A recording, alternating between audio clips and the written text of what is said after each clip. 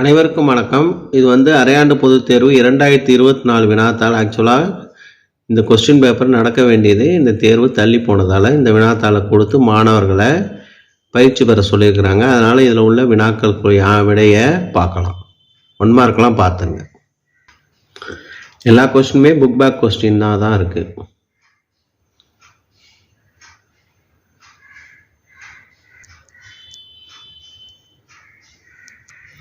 அடுத்து குவிலென்ஸ் மற்றும் குவிலென்ஸ் வேறுபடுத்துக. இந்த 2 பாயிண்ட் எப்போ ஏதனாலே போதும். குவிக்கும் லென்ஸ், விரிக்கும் லென்ஸ், மெய்பிம்பம் உருவாகும், மாய்பிம்பம் உருவாகும். ஏன்னா 2 மார்க் கொஸ்டின்றதால.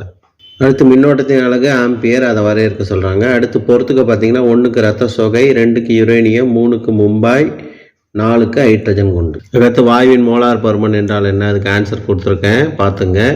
அடுத்து நீர் கரைசல் மற்றும் நீரற்ற கரைசலை வேறுபடுத்துக.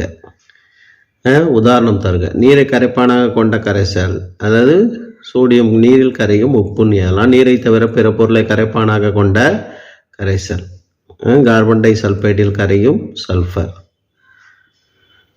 அதுக்கடுத்து எளிய கீட்டோனின் பெயர் அசிட்டோன், CH3, CO, CH3. முயலின் பல்வாய்ப்பாடு 2033/1023. அணிச்சேவில், அதுக்கான விடையும் கொடுத்துருக்குறேன், பார்த்துங்க. அடுத்து இந்த படம் பாகங்கள். A எக்ஸைன், B இண்டைன், C உற்பத்தி செல், D உடல் உட்கரு. அடுத்து இந்த கணக்கு பார்த்தீங்கன்னா P = M, உந்தம் = நிறை என்று திசைவேகம். திசைவேகம் கேட்டதால உந்தம் பை நிறை 2.5 அளவுக்கு 0.5 வரும். அடுத்து நிறை எடை வேறுபடுத்துக, அதற்கான விடையும் கொடுத்துருக்குறேன், பார்த்துங்க. அடுத்து போக்குவரத்து சைகை விளக்குகளில் சிவப்பு நிறத்தில் அமைக்கப்படுவதன் காரணம் என்ன? ஏனென்றால் சிவப்பு அதிக அலைநீளம் உடையது, குறைந்த அளவு சிதறல் அடைவதால் சிவப்பு நிறம் பயன்படுத்தப்படுகிறது. LED விளக்கின் நன்மைகள் அதுவும் கொடுத்துருக்குறேன், பார்த்துங்க. நல்லியல்பு வாயு சமன்பாட்டை தருவி. ஊது உலையின் உருக்கி பிரித்தலை விவரி.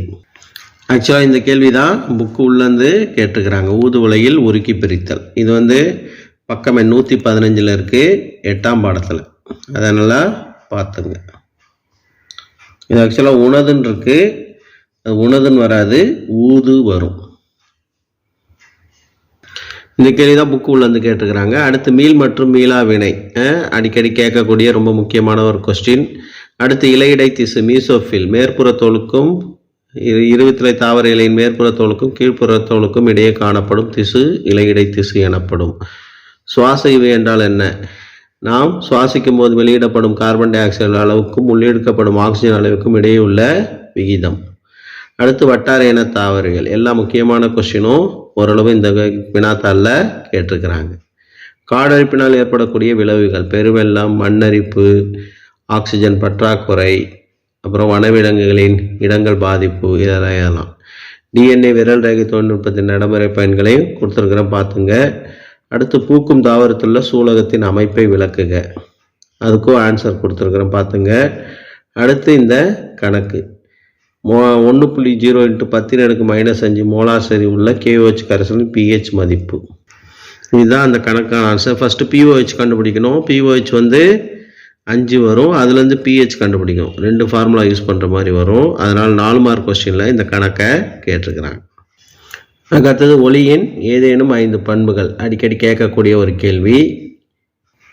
இதற்கான விடைய புக்கில் இருக்கு, பார்த்துங்க. அடுத்து மின் உருகு இழை எவ்வாறு மின்சாரங்களை பாதுகாக்கிறது? மின் உருகு இழைனா இப்போ அதிகமான மின்சாரம் பாயும் போது உருகி வீட்டில் உள்ள மின்சாதனங்களை பாதுகாக்கிறது, மின்சாரத்தை தடை பண்ணி பாதுகாக்கிறது. அடுத்து அணுக்கருவலை, முக்கியமான ஒரு கொஸ்டின். ஒளியானது கோடை காலங்களை விட மழை காலங்களில் வேகமாக பரவுவது ஏன்? அதாவது மழை காலங்களில் காற்றில் ஈரப்பதம் அதிகரிக்கும் போது ஒளியின் திசை வேகம் அதிகரிக்கிறது. அதுதான் ரொம்ப முக்கியமான பாயிண்ட். கரும்பு சார்ந்து எத்தனால் எவ்வாறு தயாரிக்கப்படுகிறது? வரையறு கரைசல், 2க்கும் மேற்பட்ட கூறுகளை கொண்ட ஒருபடித்தான கலவை கரைசல் எனப்படும். அவகாட்ரோ விதியின் பயன்கள் கொடுத்துருக்க, பார்த்துங்க. இரும்பு துருப்பிடித்தலுக்கான காரணங்கள் ஈரமான காற்று, நீர், ஆக்சிஜன், இதெல்லாம் எழுதலாம். அடுத்து மனித ரத்தத்தின் pH மதிப்பு 7.35 7.45 வரைக்கும். ஒளிச்சேர்க்கையை பாதிக்கும் காரணிகள். இந்த கேள்வி புக்கு உள்ளன்னு தான் கேட்டிருக்காங்க. இது ஒரு எளிமையான ஒரு கேள்வி. உட்புற காரணிகள் எழுதி அதை எழுதணும், வெளிப்புற காரணிகள் சொல்லி அந்த 4 பாயிண்ட்டை எழுதணும். அடுத்து அல்லோசோம்கள் என்றால் உயிரினத்தின் பாலினத்தை நிர்ணயிக்கிற குரோமோசோம் அல்லோசோம்கள் எனப்படும். பீனோடைப் ஜீனோடைப் என்றால் ஒரு குறிப்பிட்ட பண்பின் வெளி தோற்றம் தாவரங்களின் ஜீனாக்கம். அடுத்து வகை 1 மற்றும் வகை 2 நீரிழிவு நோய்களை வேறுபடுத்துக. முக்கியமான ஒரு கொஸ்டின். நியூரான்களை வகைகளை எழுதுக. ஒருமுனை நியூரான், இருமுனை நியூரான், பலமுனை நியூரான். அது ஒரு எளிமையான ஒரு கொஸ்டின். பசுமை புரட்சியின் தந்தை என அழைக்கப்படுபவர் MS சுவாமிநாதன். இது போன்ற வினாத்தாள்களை பார்க்க என் சேனலை சப்ஸ்கிரைப் பண்ணிங்க. தேங்க்யூ.